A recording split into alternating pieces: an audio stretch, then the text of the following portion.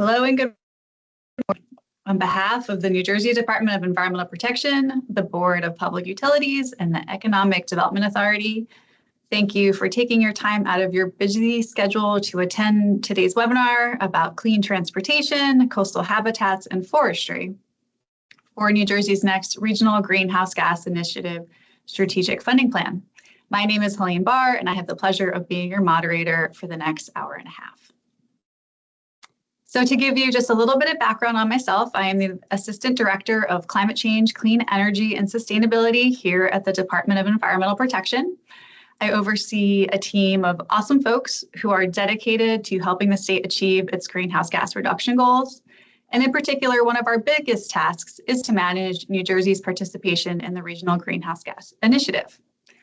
Today, you're going to hear a lot about the Regional Greenhouse Gas Initiative. It is a bit of a mouthful, so we typically just refer to it as RGGI. At this webinar, you'll learn about the state's current investments of our auction proceeds, energy and equity, and how the states could prioritize funding in transportation and the natural working land space for future investments in 2026 through 2028. So I'm going to go over a few housekeeping items. This meeting is being recorded. By attending this meeting, you consent to being recorded. The recording of this webinar will be made available on our website, and we will share a link to the webinar after the event is complete. And we welcome you to visit the content yourselves and share with your community members and colleagues. All online participants are muted. During our facilitated comment session at the end of this, we will discuss how you can express your comments. You can also drop comments in at any time in the chat box. We are asking folks to be respectful though and to keep comments on topic to ensure that we really do get your most meaningful feedback on this next funding plan. If you choose to speak, please be courteous of other participants and allow time for others to provide comment. And now I'm going to go over the agenda for today. So first up, you will hear from Peg Hanna, who is the Director of Climate Change Mitigation and Monitoring at the New Jersey Department of Environmental Protection, and she will provide an introductory welcome. You'll hear from Anthony Beauvoir, who is our Bureau Chief of Climate Change and Clean Energy here at the department. He's going to provide a nice overview of the Regional Greenhouse Gas Initiative and New Jersey's process for developing a strategic funding plan, which is some background to help inform you. Following this, you're going to hear from representatives from our department, from the Economic Development Authority and the Board of Public Utilities, who will discuss potential RGGI transportation funding initiatives for 2026 through 2028. For each initiative, they're going to go over the sources of greenhouse gas emissions, the policy landscape for the initiative in New Jersey, and focus on providing details about potential future projects and programs each agency could fund. And finally, we'll end today's webinar with an opportunity for all of you to voice your comments about the proposed funding initiatives. And these comments will be used in developing the final strategic funding plan that's slated to be released later this fall. And with that, I'm going to hand it over to Director Hanna.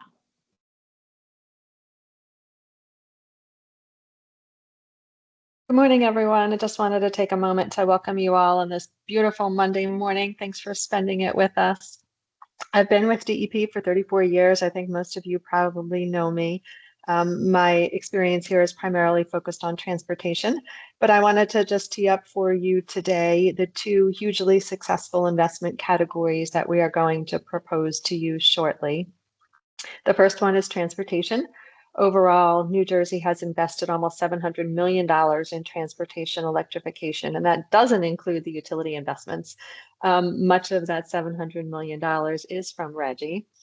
We also had a very successful Natural Climate Solutions Grant Round 1 for $24 million in awards, and we just launched another one for $30 million. Those projects are important because they're a form of carbon sequestration. So they basically create, restore, and enhance New Jersey's natural carbon sinks, like salt marshes and forests. And that's an important part of us meeting our 2050 goal of an 80% reduction in greenhouse gases below 2006 levels. I also wanted to emphasize that both of these investment categories are proven investment categories that improve air quality, mitigate climate change, create jobs, drive economic growth, and reduce energy costs through energy efficiency and renewable deployment. So I'm excited to hear all of your feedback on today's initiatives. Back to you, Lane. Thank you, Peg. And I'm going to hand it off to Anthony to step us through some background on RGGI. Good morning, everyone. Thank you all for being here. I'm Anthony Bavacqua. I'm the Chief of the Bureau of Climate Change and Clean Energy here at the department. Next slide, please. The Regional Greenhouse Gas Initiative, or RGGI, is a market-based carbon dioxide emissions trading system, commonly referred to as a cap and invest program. This regional program is a cooperative effort among several states with the common objective to drive down carbon dioxide emissions in the power sector. RGGI as a whole is made up of individual state respective CO2 budget trading programs based on the common RGGI model rule that undergoes iterative updates over time. Each participating RGGI state adopts their own version of this rule based on their specific legislative and rule adoption requirements. What makes this program unique, other than being the first of its kind in the US when it was launched in 2009, is that it leverages state-level regulation collaboratively to create a robust regional market for emissions trading and investment, spanning multiple state, energy system, and regional economic territories. Regulated entities are subject to compliance regulations based on the state they are located within. For example, electricity generators that qualify under this program operating in New Jersey are required to confirm their allowance holdings with the department based on the tons of carbon dioxide they emit over a compliance period. Allowances are sold in regional quarterly auctions. These allowances are originated by participating states, and in turn, states receive the proceeds from the sale of these allowances. Each participating state invests their proceeds as determined by state-specific programs centered around reducing greenhouse gas emissions. Next slide, please. Thank you. The regional cap of available allowances is based on the emissions contributions across all participating states and declines over time. This decline, along with market mechanisms, supply and demand, and other drivers, send price signals to generators in the energy market with the objective of reducing fossil-fired generation over time. In turn, states invest the proceeds from allowance sales into programs and initiatives that further reduce greenhouse gas emissions while benefiting stakeholders and communities. Here in New Jersey, the Global Warming Solutions Fund Act, passed in 2008, established New Jersey's CO2 budget trading rule and determined how New Jersey's auction proceeds are allocated across agencies. These agencies and their respective funding lanes include 60% of proceeds to the New Jersey Economic Development Authority, or EDA, focusing on commercial, institutional, and industrial entities. 20% to the New Jersey Board of Public Utilities, or BPU, targeting energy cost savings, and 20% to the Department of Environmental Protection, split evenly between programs that fund local government and forest and tidal marsh stewardship and restoration. In short, the strategic funding plan bridges the gap between agencies receiving RGGI proceeds and the establishment of strategic funding initiatives and subsequent on-the-ground programs that optimize the use of New Jersey's RGGI monies. The strategic funding plan sets the state's priorities for the investment and is jointly developed by EDA, BPU, and DEP every 3 years. Leveraging interagency coordination and common objectives, The strategic funding plan identifies initiatives that will be funded by RGGI proceeds to support meeting the state's climate mitigation, clean energy, environmental justice, and economic development goals.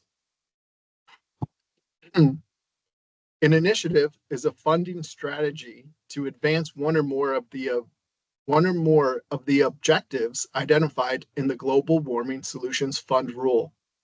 The plan also ranks the importance of each objective for each funding initiative and summarizes the results achieved from previous funding investments. To ensure sufficient stakeholder engagement is conducted, the agencies are required to hold 4 public meetings prior to the release of the plan.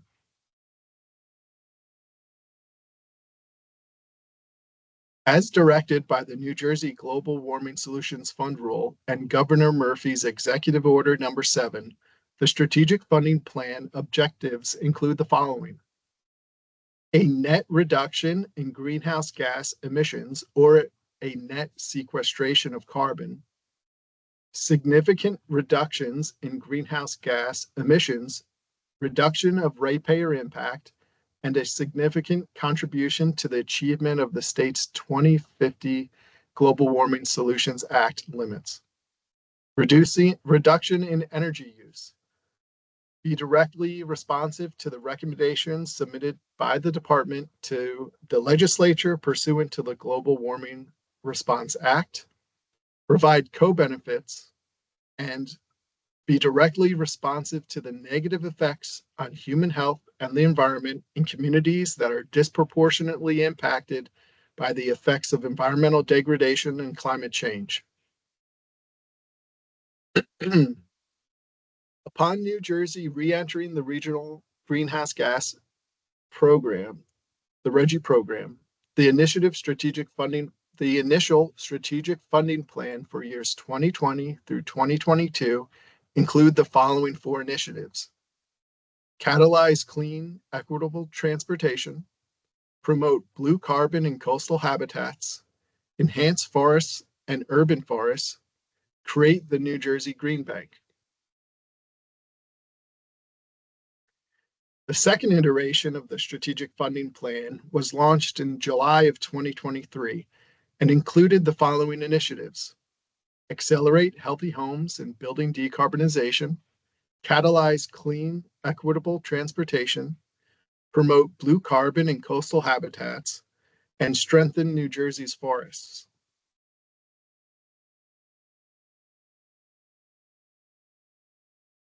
As of earlier this month, the New Jersey RGGI program has raised over $976 million since rejoining the initiative in 2020. Following the initiatives described earlier, to date, these 3 agencies have dedicated more than $236 million of proceeds that have been received by projects that will mitigate climate change. BPU has also dedicated approximately $125 million to ratepayer relief. Furthermore, agencies have a committed pipeline of more than $293 million in additional RGGI funds that are anticipated to support a variety of projects across initiatives in the current strategic funding plan before the end of this fiscal year, bringing the total of New Jersey's RGGI investment to date to more than $650 million, roughly 70% of total proceeds generated. This has resulted in 398 funded projects, 912 electric vehicle incentivized, 24,000 trees planted, 56 acres of restored forests, and 155 acres of restored wetlands, with a bottom line of over 742,000 metric tons of CO2 equivalent avoided. This data, along with other supporting information, is made available on our RGGI website and climate investment dashboard linked in this presentation. Thanks. Now that we have covered some background, I'm excited to introduce the initiatives being proposed in the new strategic funding plan scoping document for years 2026 through 2028. The table on your screen illustrates these initiatives and indicates the agency sponsors who will provide a brief overview in today's webinar. Agencies are proposing to continue to fund 5 initiatives that were included in previous strategic funding plans and have also proposed 4 new initiatives.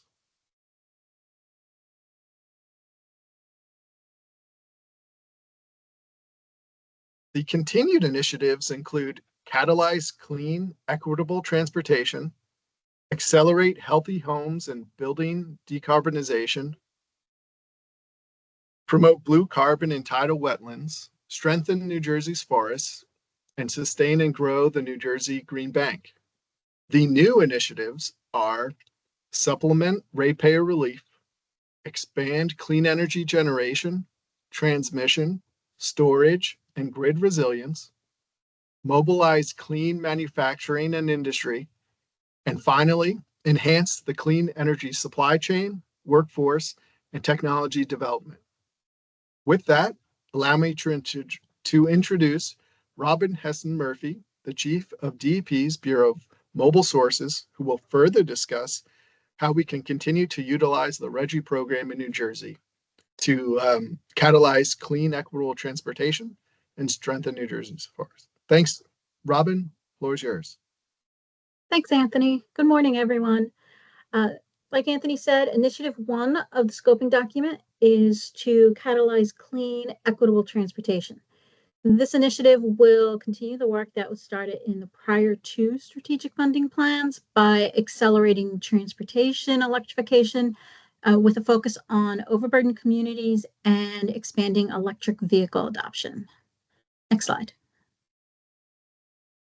According to DEP's 2022 statewide greenhouse gas emissions inventory, the transportation sector remains the state's #1 source of greenhouse gas emissions, emitting approximately 36% of the state's net total greenhouse gas emissions.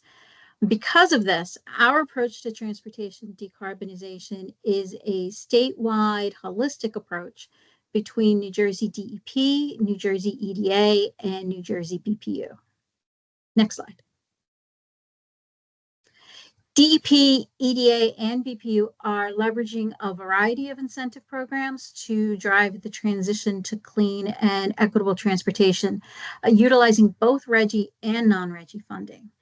These incentives are crucial in supporting our decarbonization goals by encouraging the adoption of electric vehicles and the development of essential infrastructure.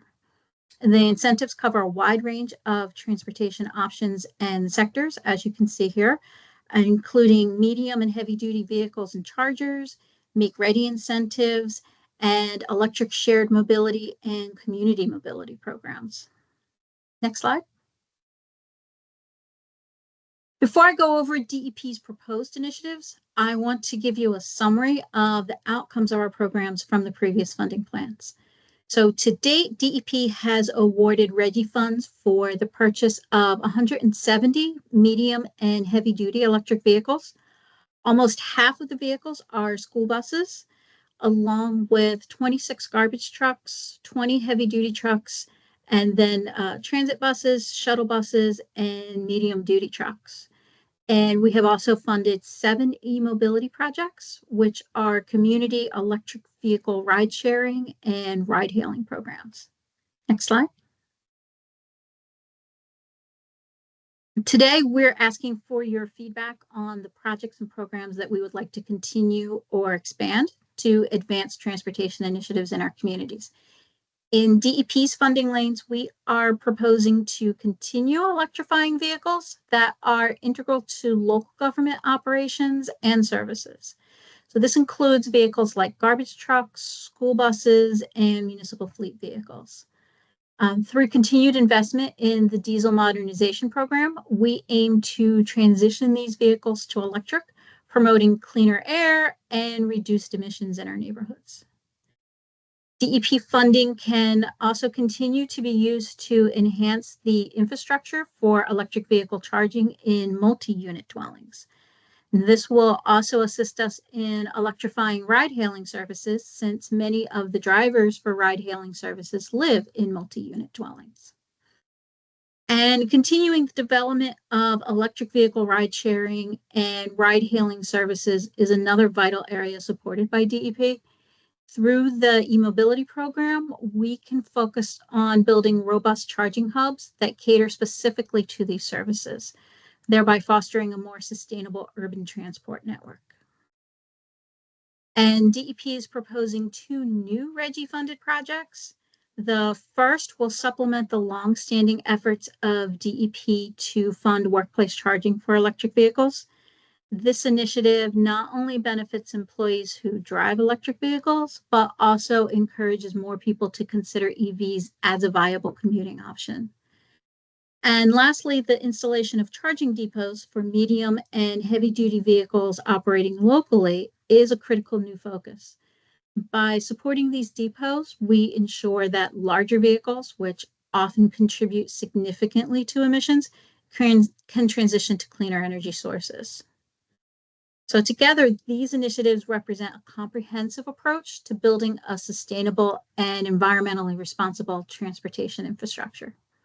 Next slide. I'm going to hand it off to Sean Sonneman from the New Jersey Economic Development Authority to go over EDA's proposed initiatives. Great. Thank you, Robin. Good morning, everybody. And on behalf of my colleagues at the Economic Development Authority, we once again thank you for joining today's stakeholder webinar and really do appreciate your continued and ongoing feedback as we look to refine the next RGGI strategic funding plan. As my colleagues at DEP outlined, transportation sector is certainly a critical area of focus as we look to tackle the sources of greenhouse gas emissions in the state. But also importantly, from the authority's point of view, it is a great opportunity to promote economic development within the broader clean energy industry, as well as save employers and workers in the state funding and dollars during their operations as they transition to cleaner and more efficient technologies. Next slide. So before jumping into what we are looking to do with the next round of funding plan in regards to transportation, I wanted to briefly highlight some of the efforts to date that the authority has done with RGGI funds from the current and previous strategic funding plan, which also include the transportation sector. I'll start with NJZIP, which has been our most longstanding and popular program. It stands for the New Jersey Zero Emission Incentive Program. And this is a voucher-style program that offers grants for medium and heavy-duty zero-emission vehicles. That's both for commercial entities and those that are defined as institutional per RGGI, which is broadly, nonprofit and some local government institutions. So we'll touch a little bit more on that shortly in the next couple of slides. We're also very excited to have the launch upcoming for our NJZEV financing program.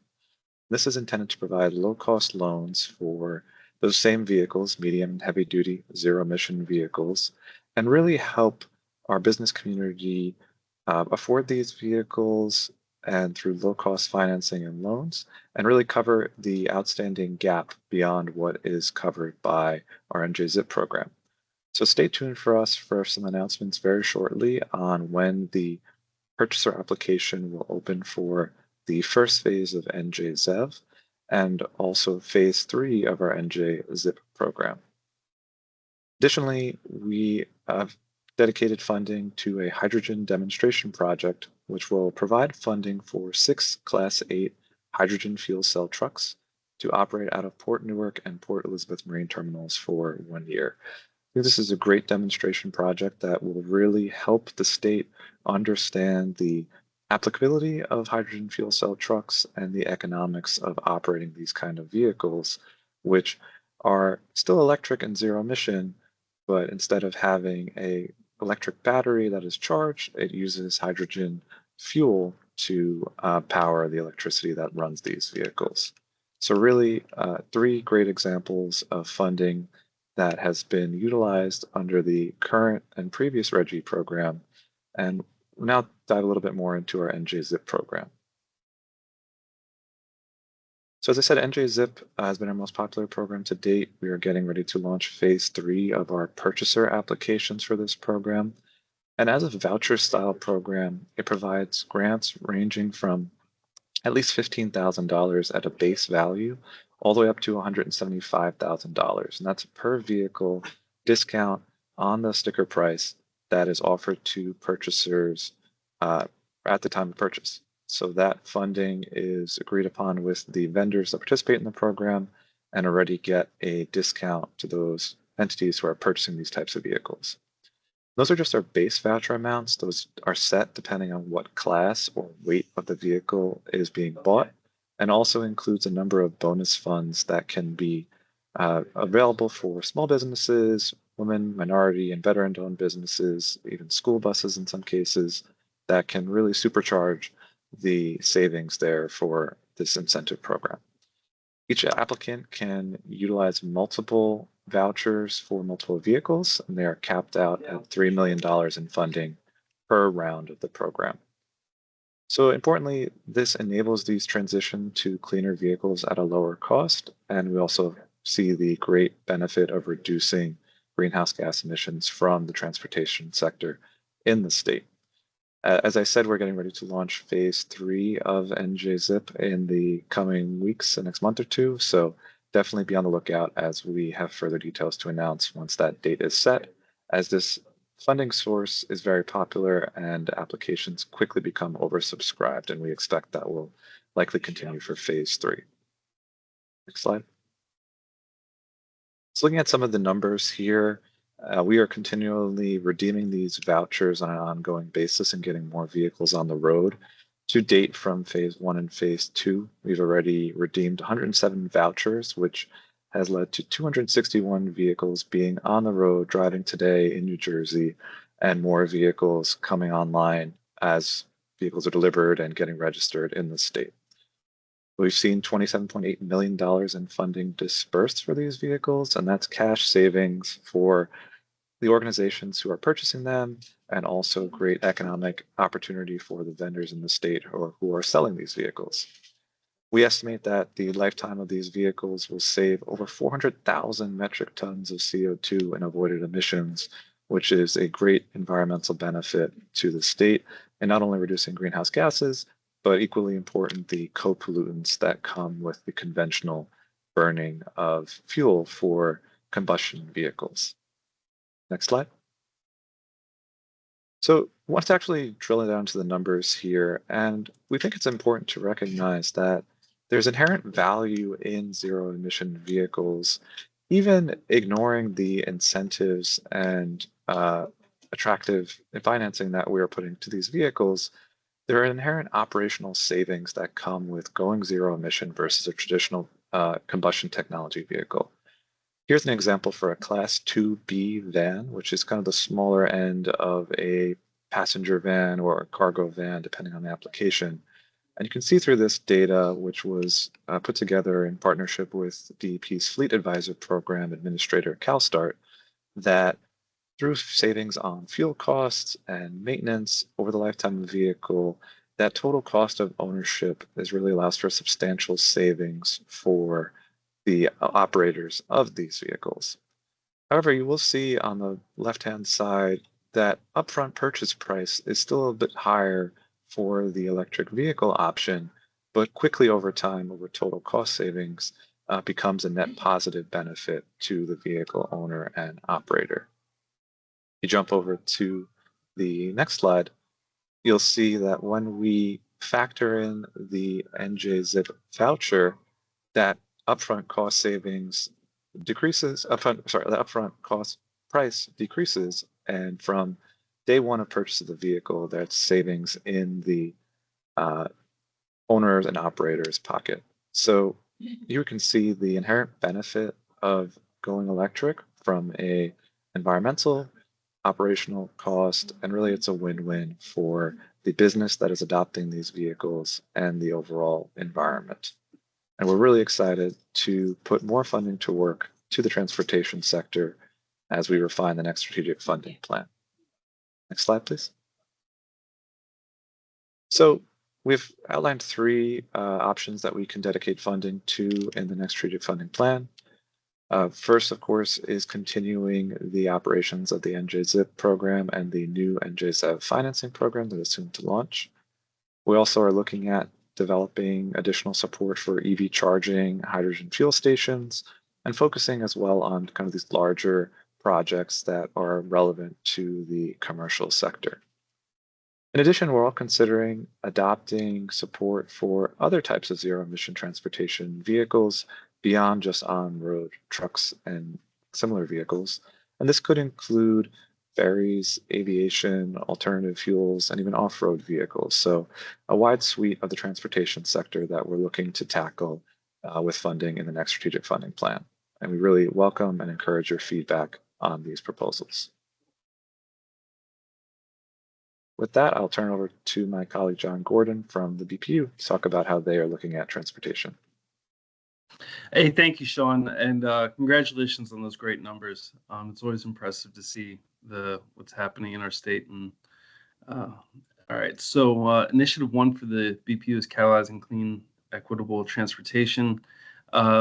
Again, my name is John Gordon. I'm the Deputy Director of Clean Energy Equity at the NJBPU. So the NJBPU's funding could be dedicated to projects and programs that support installation of vehicle charging infrastructure, including make-ready, promote light and medium and heavy-duty electric vehicle adoption, and new is supporting managed charging programs and other capacity and limiting measures that provide rate relief to customers and promote electric microtransit and community mobility, public serving vehicles, and related infrastructure, all reducing the cost of living in the state of New Jersey and bringing this great technology forward. Again, most of these items we classify as critical, and we're excited to see what bright ideas you all have today for our initiatives here. Thank you.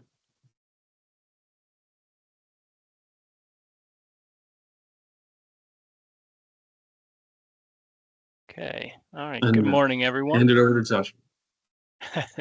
Thanks, John. Good morning, everyone. My name is Josh Moody. I'm a research scientist here at New Jersey DEP in the Division of Science and Research. And I'm going to be discussing Initiative 3 to promote blue carbon in coastal habitats. So this initiative is to promote, protect, and maintain the beneficial role of New Jersey's tidal marshes in the carbon cycle.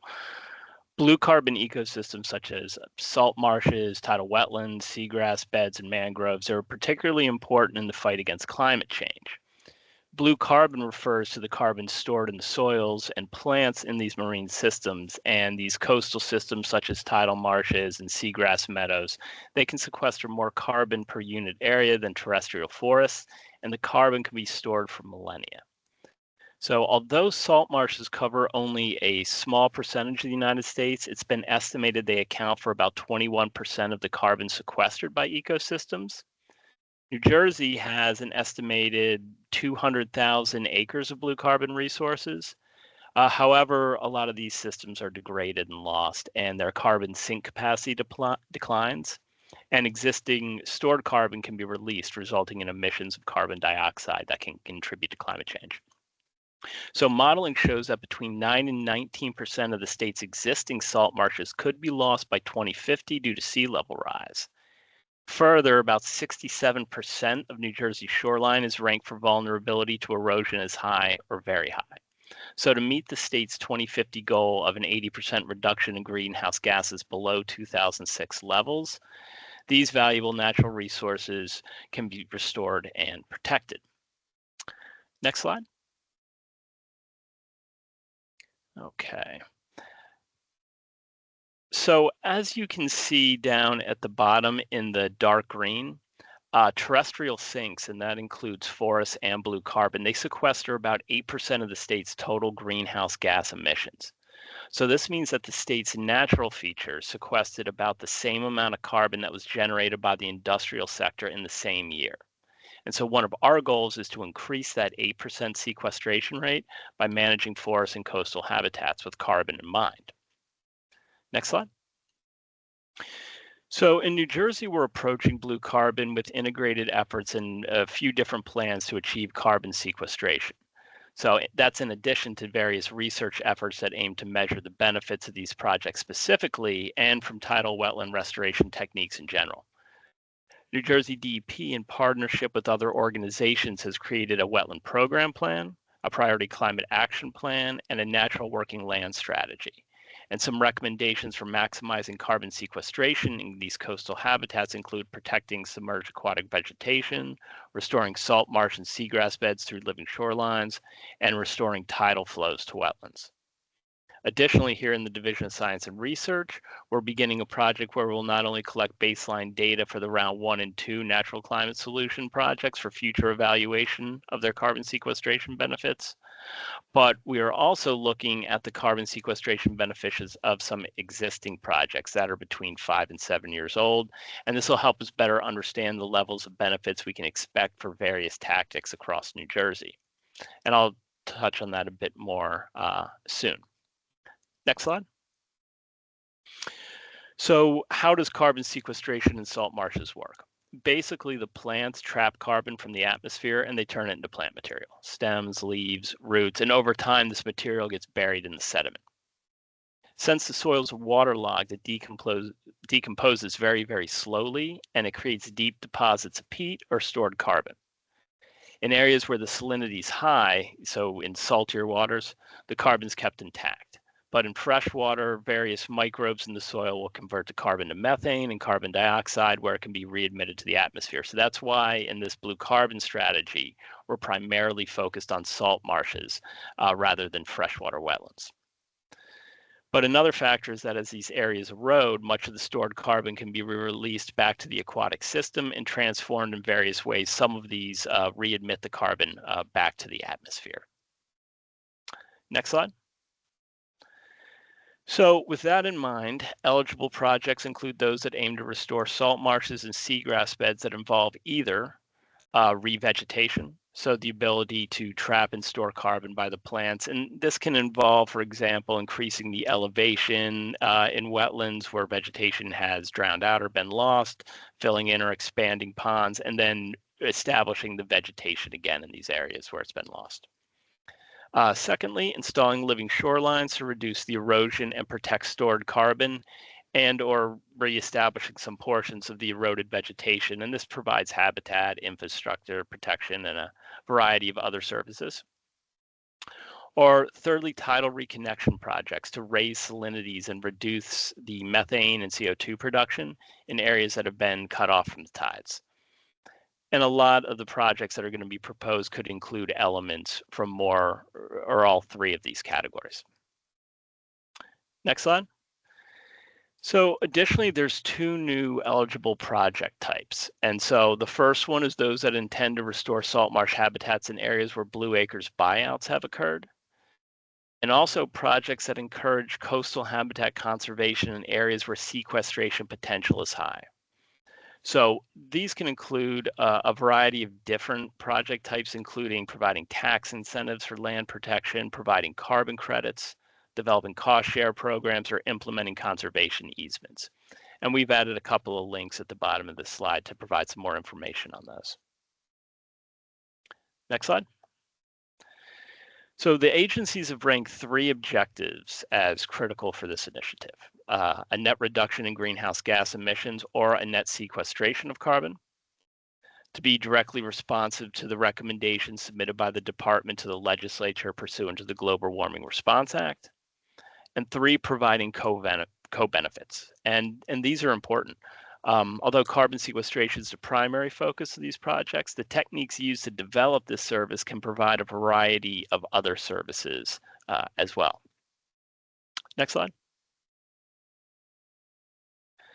And so I think, we can show some examples of what co-benefits are in our round 1 projects, but before digging into those specifically, I would like to take a second to just note that the 5 round 1 recipients represented a variety of diversity. There's a diversity in geography. We see projects across the Barnegat Bay area up into the Delaware Bay. The sectors of awardees, so there's municipalities, NGOs and nonprofits, academic institutions, but also in tactics. Some of these projects are going to focus on building elevation, while others are protecting eroding edges, but all of them seek to revegetate areas where the vegetation's been lost to facilitate carbon sequestration and storage. But we can also see the diversity and co-benefits of these projects, which include anything from, developing more habitat, there's protecting infrastructure, and there's education and outreach regarding nature-based solutions. So we'll take a bit of a closer look at a couple of these projects and their co-benefits, so you can get an idea of what's been awarded funding thus far. So this is the Stafford Township Living Shoreline and Revegetation Restoration Project. This is being implemented and monitored by the township in partnership with the U.S. Fish and Wildlife Service. And just to orient you, this is in the upper region of the Manahawkin Bay, right below the causeway to LBI. And so you can sort of see that in the graphic just to the northeast of the yellow box identifying the project area. Next slide. So this project is going to install a living shoreline to protect an eroding edge that's going to be backfilled to revegetate the area that's eroded away, and that's in the colorful section of the map. It'll also use some dredge material to build up some of the low-lying internal areas of the marsh, and those will be revegetated as well. So in this project, co-benefits include, developing habitats going to be used by a variety of residential and migratory species, as well as protecting infrastructure. And here that means a lot of the homes that receive protection from storms and waves by the point of the salt marsh. Next slide. A second project is from the American Littoral Society, looking to protect and rebuild an area of wetlands at the mouth of the Morris River in the Delaware Bay that's been severely eroded over the last 40 to 45 years. That's again in the yellow box in the aerial photo on the slide. So the erosion here is threatening roads, businesses, two different impoundments, as well as it could potentially result in a change of the river course, as the breach would connect two portions of the river, and this would be dire for various entities along the lower portion of the river, as well as the ecology. This project's in partnership with Wildlife Restoration Partnership, Stockton University Coastal Research Center, ACT Engineers, and South State Construction. Next slide.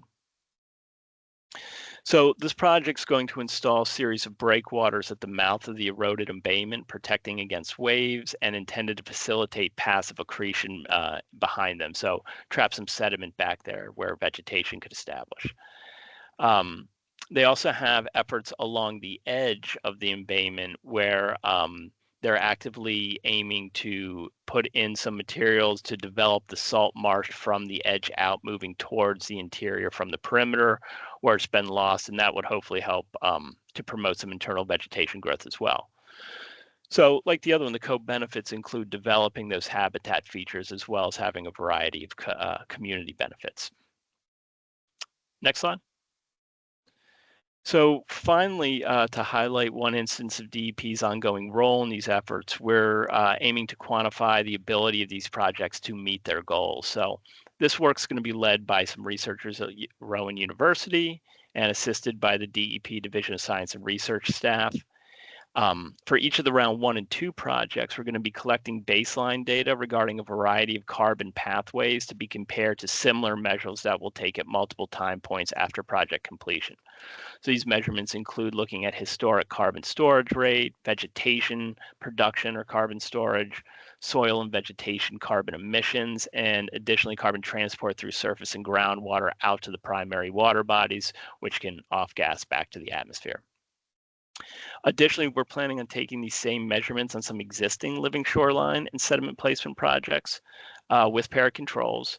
And this is to get an idea of the types of carbon sequestration benefits we're seeing and can expect from projects that employ these similar tactics as the ones which we're providing funding for through NCS. Next slide. So to summarize, the eligible blue carbon projects include those that aim to restore salt marshes and seagrass beds that involve either revegetation, so the ability to trap and store carbon in vascular plants, installing living shorelines to reduce erosion and protect habitat and infrastructures that are protecting those carbon stores that exist in the wetlands, and tidal reconnection projects to raise salinities, reduce methane and CO2 production in areas cut off from the tides.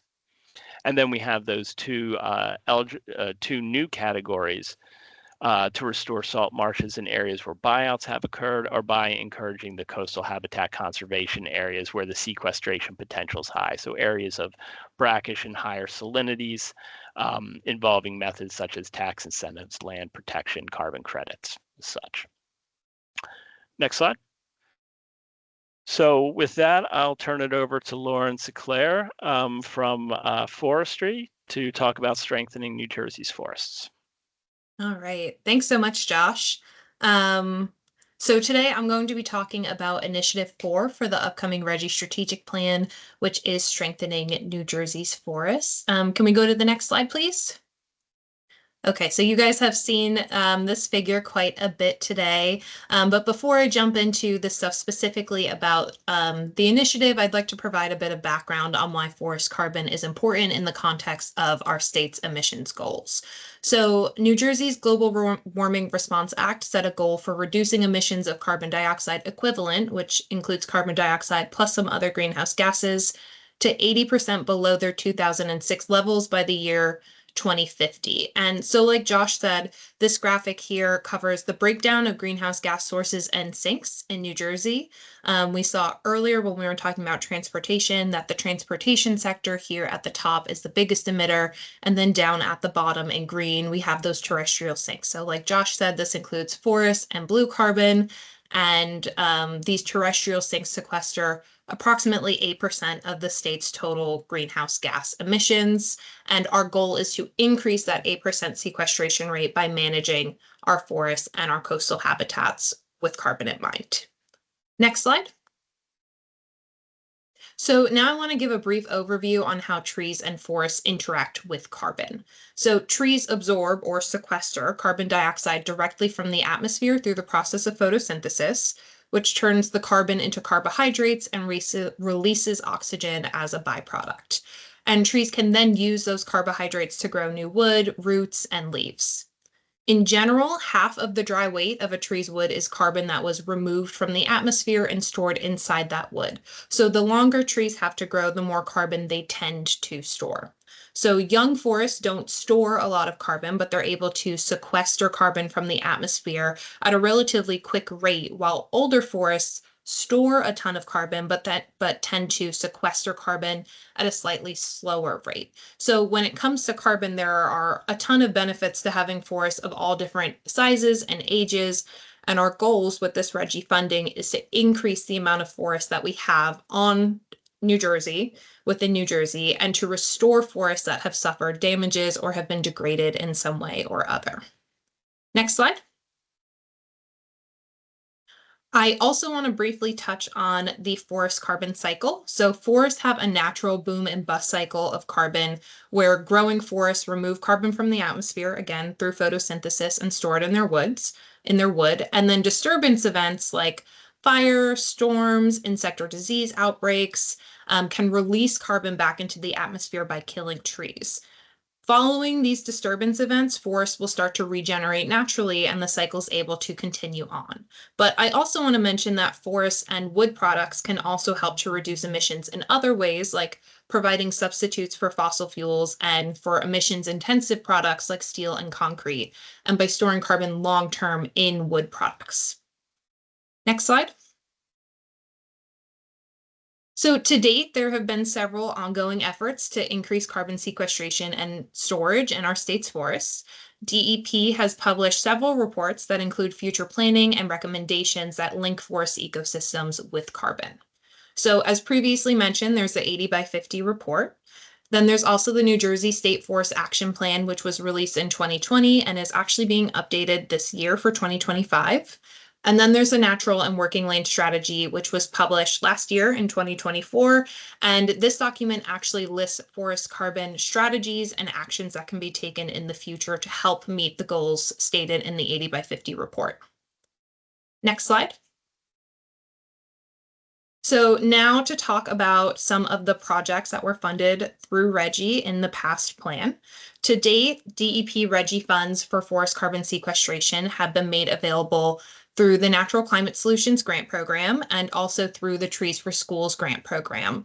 And together, these programs will plant more than 24,000 trees and restore roughly 56 acres of our state's land to a forested condition. So the map in the center of this slide here shows the locations of all of the RGGI funded forest carbon projects that were awarded as of July this year. Now we'll start with the NCS, the Natural Climate Solutions Grant Funds projects. So these grant fund projects demonstrably increase and protect carbon sequestration in our state's forests and in our state's urban forests.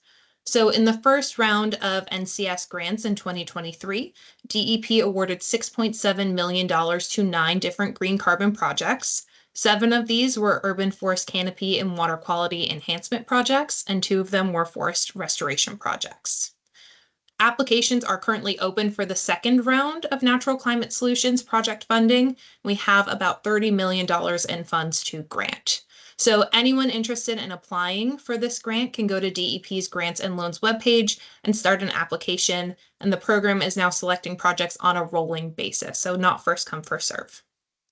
Now, to talk about specific projects, in the upper left of this slide, where it's the block of pictures labeled 1, this shows photos from a project that we funded in NCS Round 1 in Reddington Township that will restore several acres of meadow into a forested condition. So beyond funding for the purchase and the planting of trees, the NCS grant provided funds for site preparation, invasive species control through prescribed burning, and protective deer fencing. Another Round 1 project, which is labeled number 2 on the slide here, in Community Park North in Princeton, will restore acres of forest that were blown down in a major storm. So in this photo, you can see the NCS grant not only supported the replanting of trees, but also the protection and maintenance of the to-be regenerated forest through deer fencing to ensure health and benefits long-term for that forest. NCS grants that fund urban forest enhancements and street and shade tree plantings, like the one shown here in photo 3 in Trenton, provide additional benefits besides sequestering carbon, like intercepting rainfall and stormwater, reducing urban heat island effect, and providing shade to residents.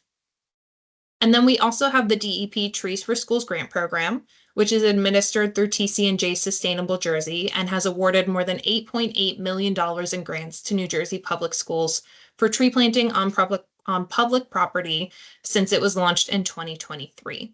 So on the right side here in this block of photos labeled 4, there are some photos from a project funded at Jersey City Public Schools. So these trees, like other DEP-funded urban tree plantings, provide several additional benefits to local communities, particularly New Jersey's overburdened communities, such as improving air quality, climate resilience, providing shade, creating new opportunities for outdoor recreation and teaching spaces, and improving the quality of life for students, teachers, staff, and community members. Next slide. So for green carbon, again, we're focusing on Initiative 4 of the Strategic Funding Draft Plan, which is to strengthen New Jersey's forests. So this initiative acknowledges the critical role that both traditional and urban and community forests play in the carbon cycle, and that in order to meet the state's 80 by 50 emissions reductions goals, that forest resources must be promoted, protected, and maintained. Forests actively store carbon as well as continuously remove it from the atmosphere. And in addition to storing and sequestering carbon, urban and community forests also contribute to demand-side energy reductions by providing shade and insulation and reducing the need for air conditioning and heaters.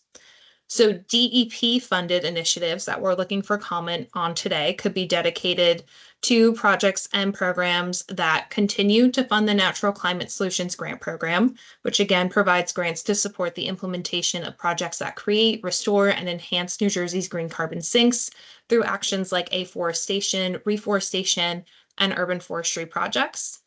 We would also like to continue to fund the Trees for Schools grant program, which provides grants to support the planting projects at public schools throughout New Jersey. And then we have a few new initiatives that we'd like to be able to fund as well.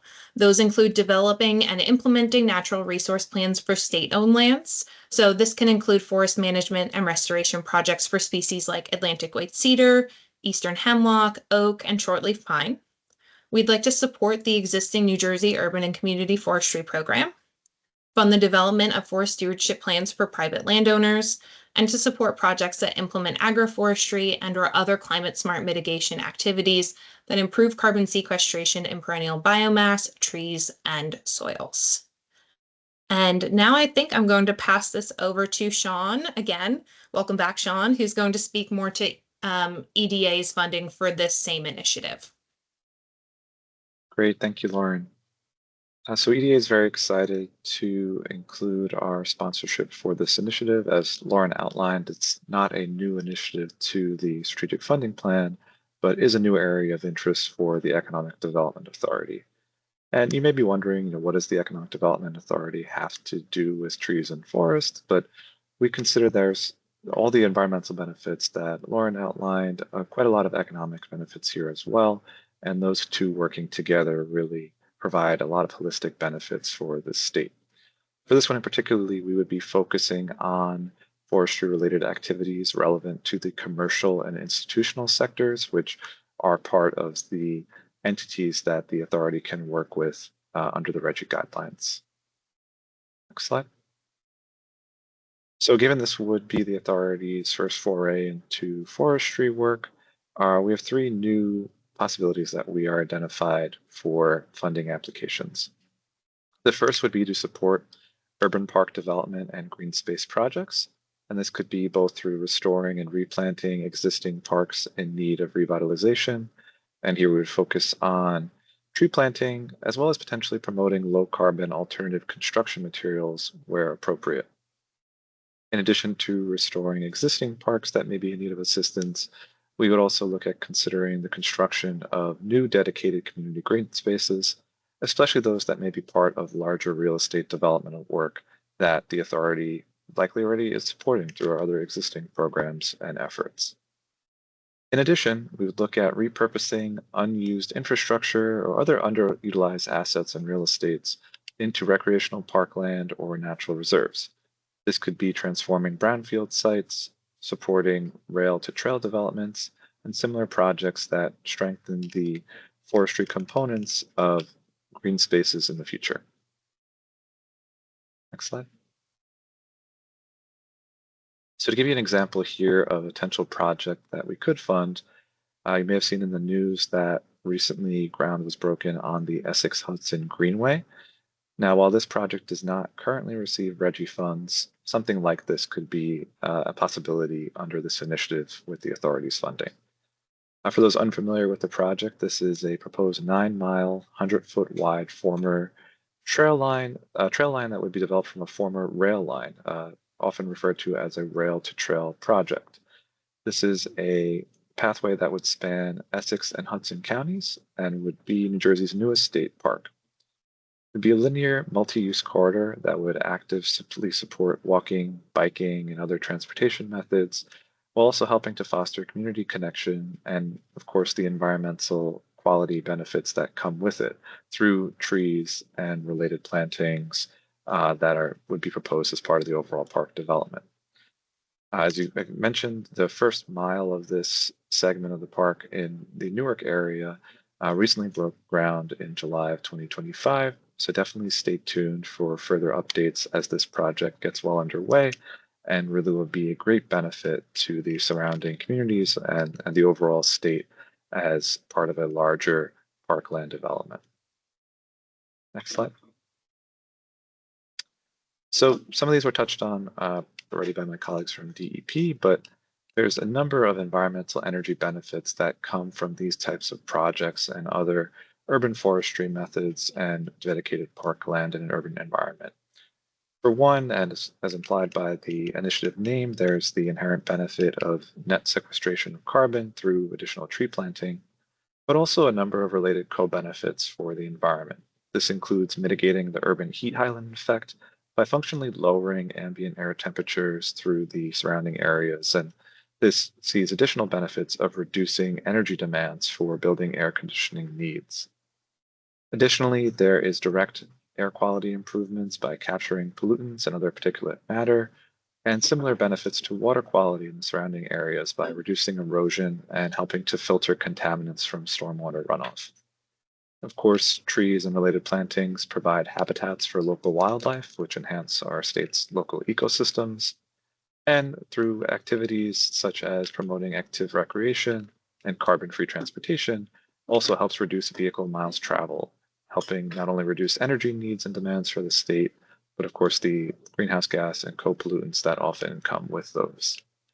Importantly as well, and again from the authorities' point of view, we see these projects as not only fantastic for the environment, but really a great opportunity for economic development, not only through the initial construction and employment that comes from getting these projects completed, but as anyone who has lived near or enjoyed partaking in a green space in their home area, parkland and related green spaces really help improve the quality of life for these areas and enhance the economic opportunity as well. Often is a hub for social community gatherings and a great resource for related economic activities as well. So we really see here a wonderful combination of environmental and economic benefits, which, as you've kind of hopefully seen throughout the thread of this presentation, is one of the areas that we are focusing specifically in this RGGI strategic funding plan. And so I'll just cap us off on this initiative in the next slide by going over the formal objectives that would be met with this. And under the Forestry initiative, which again would be co-sponsored by the Economic Development Authority and DEP, we've prioritized 4 objectives as critical. One, of course, being the net reduction in carbon through that net sequestration, through the use of forestries as a carbon sink. Also, as well, being directly responsive to recommendations submitted to the legislature, and the myriad co-benefits outlined for the environment and economic impacts as well, and are importantly as well as we're supporting to focus these efforts on communities that have been more impacted by environmental degradation and climate change. With that, I'm happy to turn it back over to my colleagues at DEP to help shepherd through our public comment session. Elaine, take it away. Thank you. A big thank you to all of our agency representatives for providing this overview of our 3 funding initiatives. I just also want to say how exciting it is to hear about all of the great work that everyone has done over the last 5 years to invest the previous funding, and to hear about all of the great ideas about how we could even move the needle further on our climate goals. So now we're going to pivot because we want to hear from you all. So if you would like to voice a comment, please use the raise hand button and you will be added to the queue to speak. You can see at the bottom of this slide, we've highlighted what that looks like for those unfamiliar with Teams. When it's your turn, we will enable your microphone so that you can then unmute yourself. We ask that you limit your comment to about a minute or so that we leave time for everyone interested in commenting. If you would like to comment again and it appears like no one else is going to comment, then feel free to hop back on. If you'd rather not vocalize your comment, you can also enter a comment in the chat. So DEP is recording all participants' comments, and we're going to compile this with all the other comments received through our other channels, and this will inform our final strategic funding plan.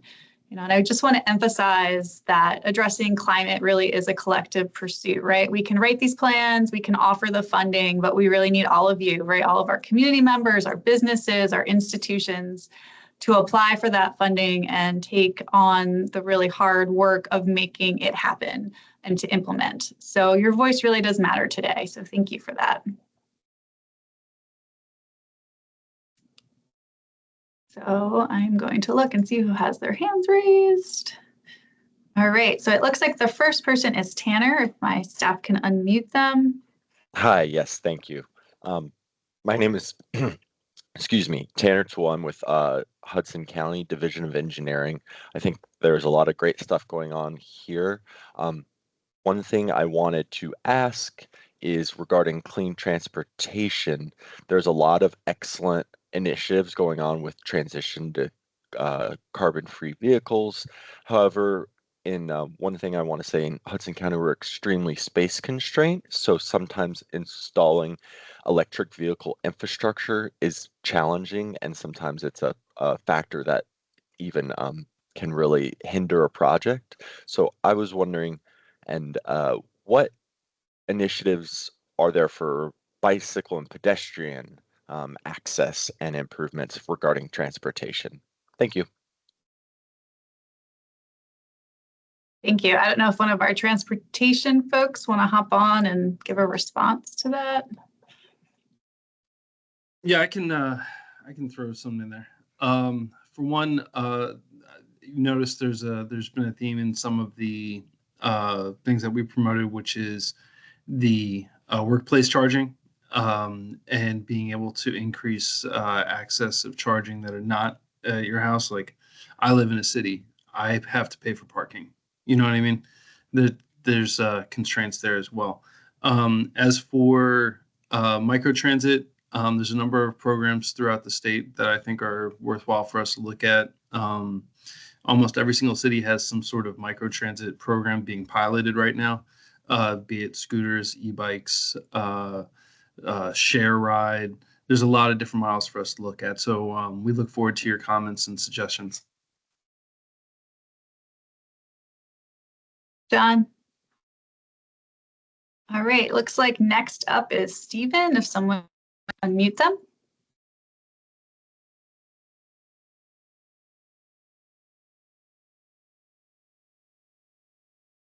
I think, Stephen, you'll have it yourself.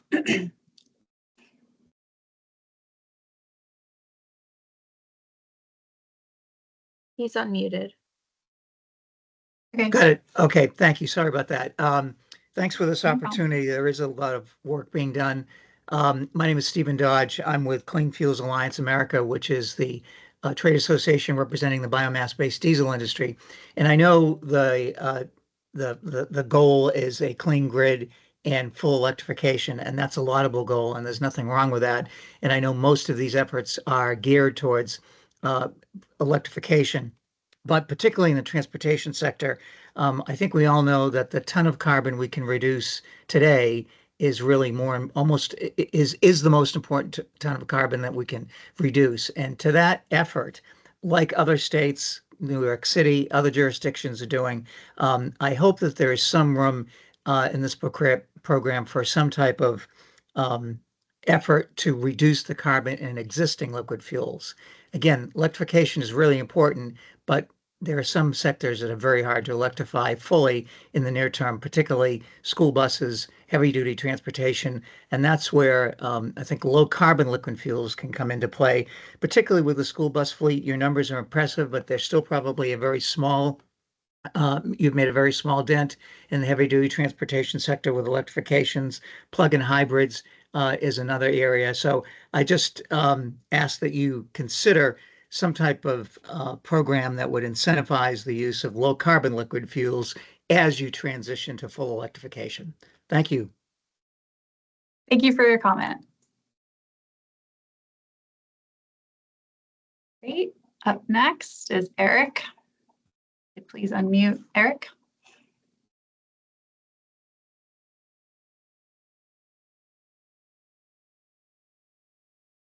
Eric, I think you need to unmute yourself now if you would like to speak.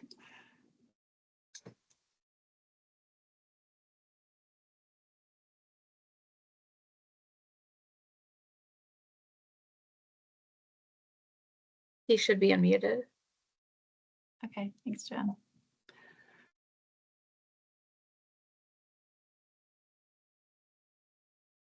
I think Eric needs to unmute himself, so his microphone's not blocked.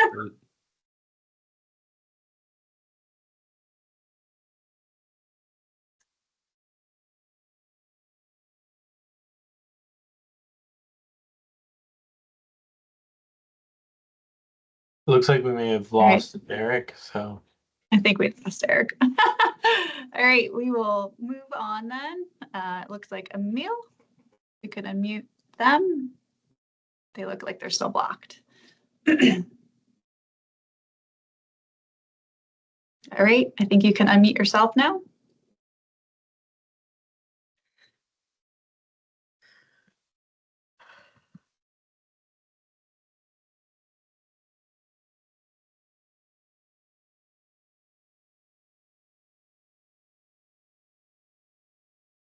Emil DeVito, if you can unmute yourself now. Oh. Hi there. Eric, can you hear me? Can you hear me? Yep. We can hear you. Hello? We can hear you. Oh, Can great. you hear us? Thank you. Yes, thank you. I'm very pleased that you showed that picture of the deer fence in Reddington project where they were doing afforestation. Yes. I think, those kind of projects where they're going to protect the trees if they're doing forest restoration are crucial. And I just want to make a couple of comments. I've seen many forest stewardship plans that don't address deer control or invasive species. And 10, 20 years down the road, they fail because the forests don't regrow with native species. They grow with weeds. And so I just want to caution anyone that if they're going to try to write a forest stewardship plan for an existing forest, if it doesn't deal seriously with fencing or serious deer control, I don't think they work. I've never seen one actually work. And the other thing I want to mention is that someone commented about the different age classes of forests and the need for many age classes. Well, we don't have any really mature forests in New Jersey. We just have middle-aged forests. And the data I've seen, even of the 110, 120-year-old stands, which are some of our oldest stands, is that they're sequestering carbon at faster rates than they ever have before because of the increased rainfall and temperatures. And I don't think we should be sacrificing them. They almost never end up as long-term storage. They mostly end up as firewood and wood chips. And I don't think the data is very good on this long-term storage with wood products. We don't have a lot of forests in New Jersey that are capable of producing long-term wood products. And also those forests that are where the trees are big enough to produce wood products are still sequestering carbon at a tremendous rate. They're not old. This idea that a 120-year-old forest is old is silly. Some of our forests are going to be sequestering carbon at fantastic rates for another 100 years or 150 years. And the young forests are not going to catch up in the time frame that we need to sequester carbon. So I just want to caution the reviewers that you have to take a serious look at the carbon potential and not to think of a 120-year-old forest of oaks and hickories as mature, because they're not. It's different, obviously, if all the trees are dying, if they're beeches and ashes and all those sorts of things. But our best oak hickory forests on good soil that's never been agriculture should not be being used as fodder for wood products. Thanks. Thank you. Thank you for your comment. And I can speak to the Natural Climate Solutions grant, and we do encourage and pretty much require for the afforestation projects to put in deer fencing, because we recognize, the deer browse pressure is so high in New Jersey that that's our best chance for success. So thank you for those comments. So it looks like we have Eric back now. If we want to unmute him or unblock him so he can unmute himself. Eric, if you want to give it a try again. Hello. Hello. Good afternoon. Thank you. Sorry for my technical limitations. Comment, Eric DeJezero, Edge Consulting on behalf of the New Jersey Motor Truck Association. Two things to follow up on the prior gentleman's comment about looking at all types of fuels. The New Jersey Motor Truck Association is committed to drivetrains of all types. So we including electric, we have members that have taken advantage and continue to take advantage of the incentive programs that the EDA has offered and is in the process of opening again.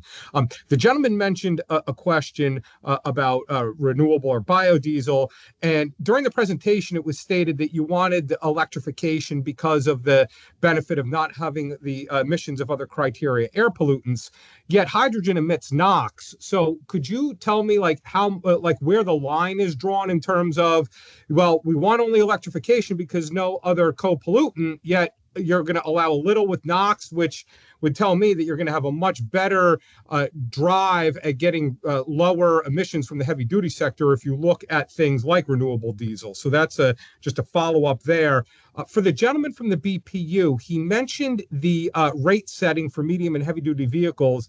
The board issued an order either last summer or fall to the electric utilities to come up with proposed rate changes to address the significant hurdle of medium and heavy duty truck charging within the confines of the existing electric tariff rate structure. Could he provide an update on where the BPU is with that that very significant process, which again was mentioned as part of this? Thank you. Thank you, Eric. I'm not a hydrogen fuel cell expert, so I don't want to misspeak. You want to jump in, Sean? Okay, sure. Go for it. Eric, thank you for your comments. So for the hydrogen project, as I said, it is a demonstration project, but most importantly, this is a fuel cell application here. It's not a direct combustion of direct combustion of hydrogen. So the basically reverse electrolysis that happens really just generates heat and water vapor here. And that was an intentional decision to focus on this technology with this pilot. And we also are ensuring that the hydrogen itself is coming from clean and green resources. But definitely appreciate the comment. We certainly will consider it as we look at what other technologies we will be supporting in the future. And Eric, to follow up on your second question, I'm relatively new to this position, so I'm not familiar. I can look up that information. So, Helena, is there a best contact for people to follow up with us on? Sure, we can drop the email address in the chat. I think it's njreggie. Yeah. At dp.nj.gov. And to quickly add to that, Eric, and a few other people in the fuel industry, you're probably very familiar with the different changes over the past couple of decades when we test out new technology. For a while, there's a lot of support for natural gas trucks, and through these pilots, we find out about maintenance issues, supply chain constraints. There's always a lot of challenges. Just a little perspective on that. Thanks, John. And thank you, Sean. All right, up next we have Jeanette. If we could please unblock Jeanette so she can unmute herself or themselves. So Jeanette, you should be able to unmute yourself now.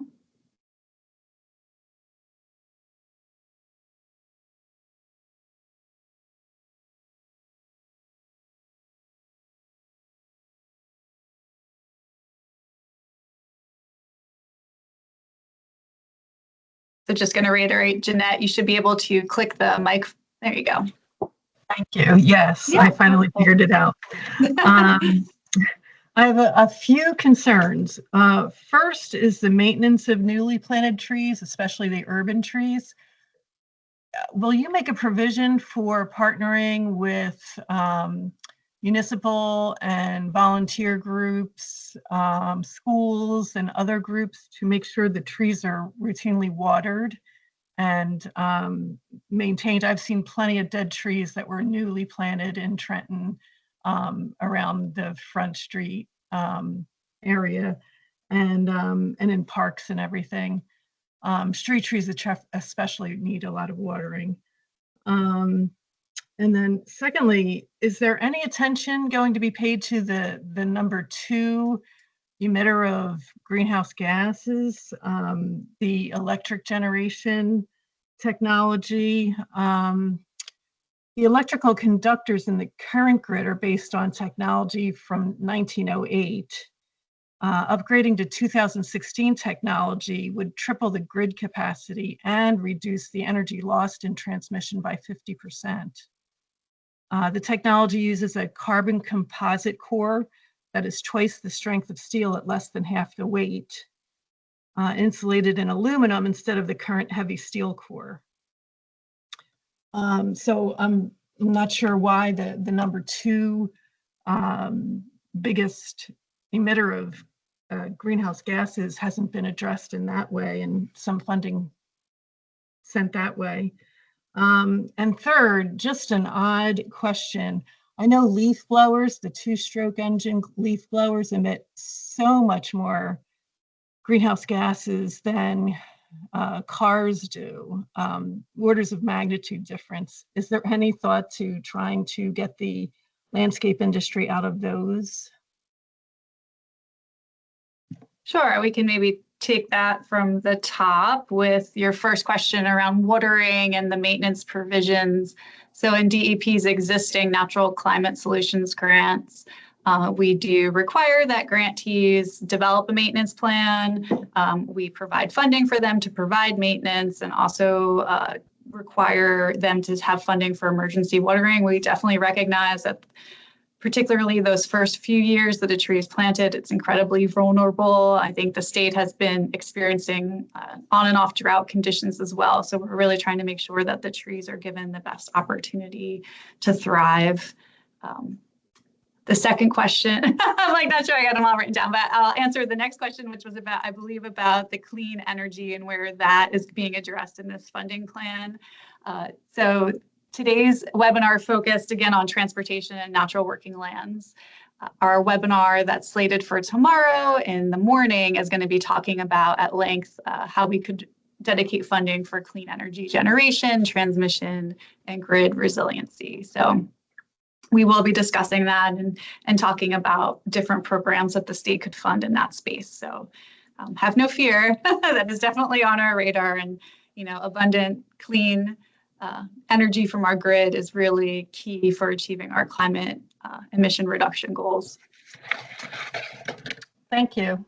Yeah, no, thank you. All right, looks like next up is Jay. If we could unblock Jay so he may unmute his phone. Jay, you can unmute yourself now.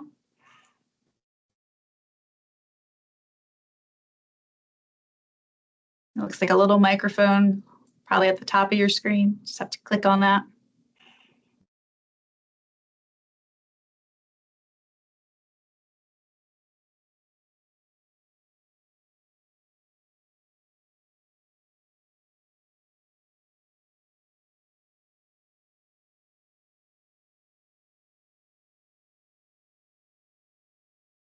Just say it one more time, Jay. You can unmute yourself if you're able to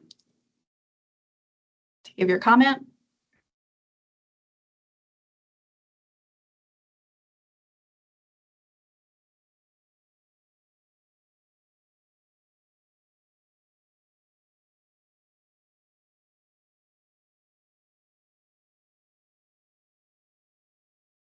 Okay, we're still not hearing Jay, so I guess maybe we'll move to the next commenter.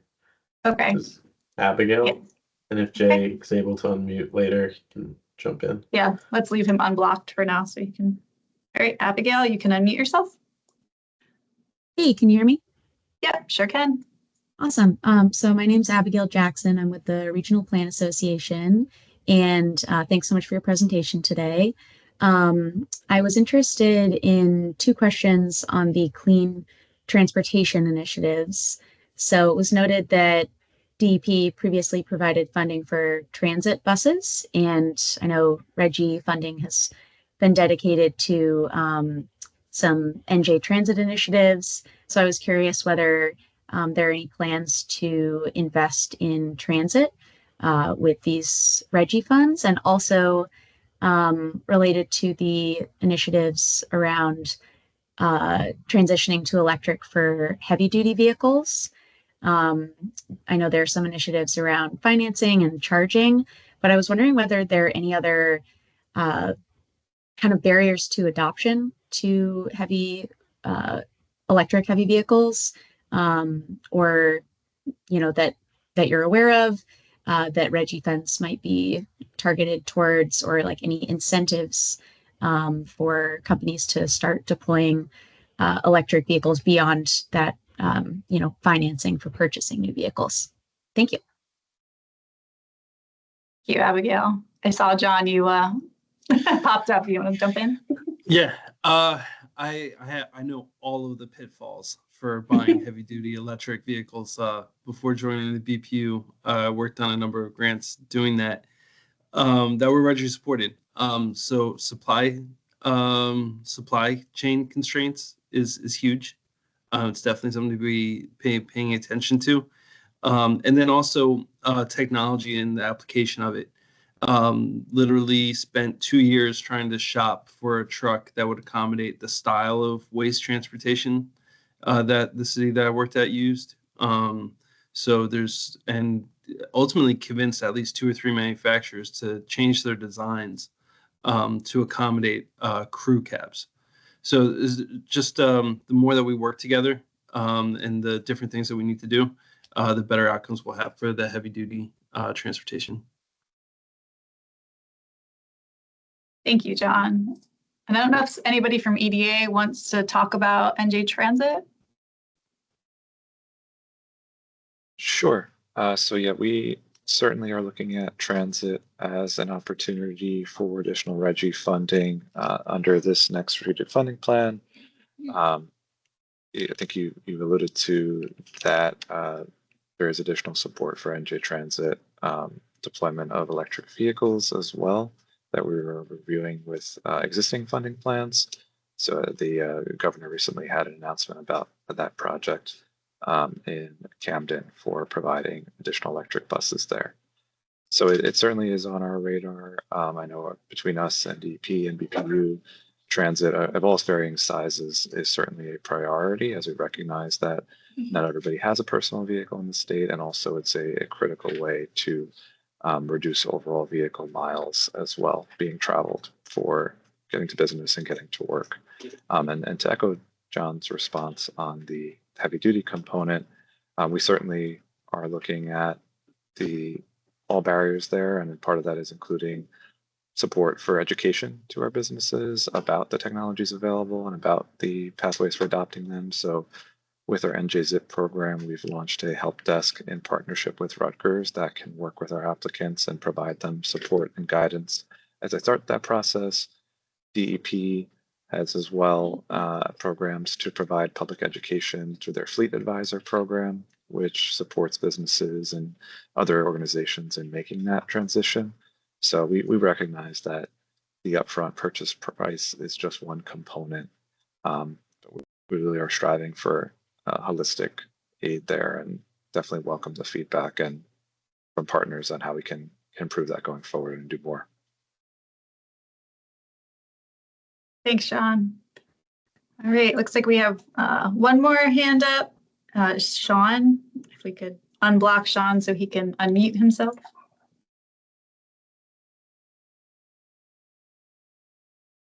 Okay, thanks, Elaine. Can you hear me? Sure can. Yeah. Okay, great. Thank you also to everyone at DEP and EDA.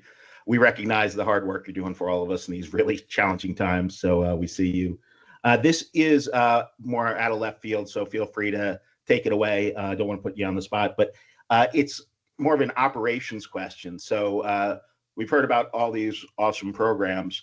I'm just thinking of, the already overworked municipal clerk or school administrator or, corporate fleet manager. Would it be possible for the state to, think about a front end? So like an AI query or a search engine where you could enter some, key data and all of the programs would be cross-referenced and you would see what your municipality or your school or your business is eligible for. Because right now, as hard as everybody's working and as valiant as the efforts are, it's a lot to navigate from agency to agency, et cetera. So just, plant that seed. It'd be awesome to have something, a front end that cross-referenced all of this. So Sean, I know, I feel like maybe I planted you with this question. I'm actually working on that very thing. We're working, it's going to be New Jersey one-stop shop. So where we are going to have different inputs that you can put in depending on, what you are, if you're a resident, if you're a business, or if you're a local government, and it'll show all of the different funding availability across the state, across our utilities, as well as federal funding opportunities. So we have heard that comment and we are trying to be responsive to it because, again, if we can't get the information in, our most engaged folks' hands easily to be implemented, we're not going to be able to achieve our goals. So let us know if you need help testing. Oh my gosh, yeah, 100%. Well, we are in a beta testing environment right now, so I would be love to share that with you. Great, thank you. Looks like we have one more hand up, Richard. If we could unblock Richard so they may unmute themselves. Looks like you should be able to unmute yourself now, Richard.